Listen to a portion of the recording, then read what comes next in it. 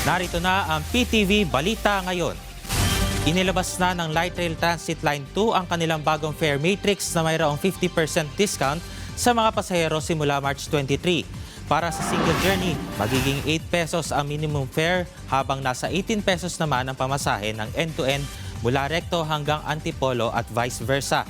Kapag naman stored value journey, nasa 6 pesos and 50 centavos ang minimum na pamasahe habang kapag mula Recto hanggang Antipolo at vice versa, magiging 16 pesos and 50 centavos ang pamasahe.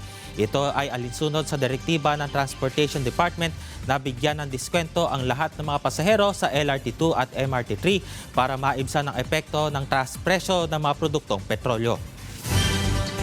Nasa 4.5 million na mga family food packs na ang nakapreposisyon sa mga warehouse ng Department of Social Welfare and Development bilang paghahanda sa mga kalamidad.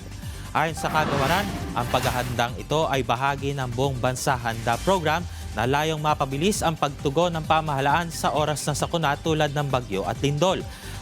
Alinsunod din ito sa direktiba ni Pangulong Ferdinand R. Marcos Jr. na tiyakin ang agarang pagtulong sa mga maapektuhan ng kalamidad. Sa ngayon, magtatayo na rin ang DSWD ng panibagong production hub sa Butuan City para lalo pang mapalakas ang kakayahan ng pamahalaan na maghatid ng tulong lalo na sa Mindanao. At yan ang mga balita sa oras na ito. Para sa iba pang updates, i-follow at i-like kami sa aming social media sites sa @PTVPH. Ako si Gab Humilde Villegas para sa Pambansang TV sa Bagong Pilipinas.